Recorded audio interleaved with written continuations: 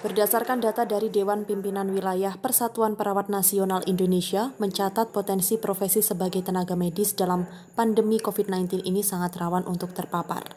Hal ini melihat aktivitas tenaga medis yang bersinggungan langsung dengan para pasien COVID-19. Bahkan jika diprosentasekan, tingkat kerawanan para perawat ini terpapar virus mencapai 60%. Hal ini dikatakan Ketua DPW PPNI Jawa Timur Profesor Nur Salam Saadi Ngawi. Menurutnya, sebagai langkah antisipasi, perawat harus melakukan pemeriksaan PCR secara berkala selama 14 hari agar mengetahui kondisi kesehatannya, terutama yang bekerja di ruang insentif. Di samping itu, upaya edukasi juga terus dilakukan kepada perawat, termasuk juga dikoordinasikan dengan seluruh kepala daerah untuk membahas penanganan COVID-19 serta edukasi kepada masyarakat. Menurutnya, untuk perawat juga harus ekstra waspada, mengingat sebagai garda terdepan sehingga sangat rawan untuk dapat terpapar. Bahkan berdasarkan catatan PPNI Jatim, untuk perawat terkonfirmasi positif COVID-19 sudah ada 251 orang.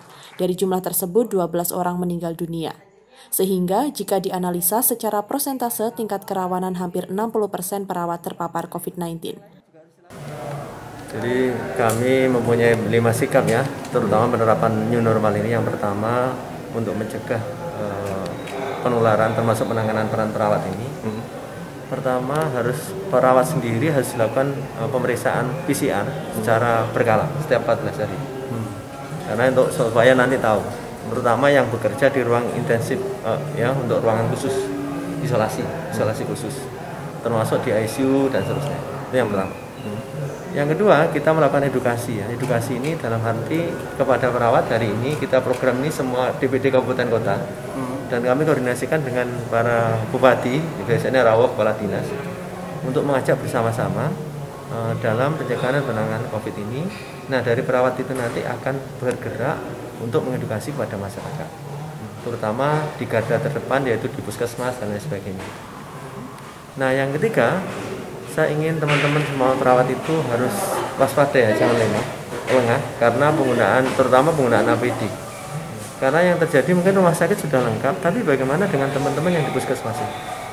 Angka perawat yang terkonfirmasi positif sekarang sudah 248 dan ada penambahan 3 lagi 251 sekarang.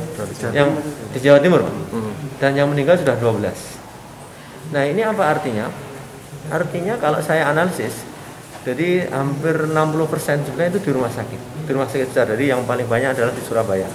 Surabaya itu ada 108, di Sidoarjo ada 65 perawat terkonfirmasi positif.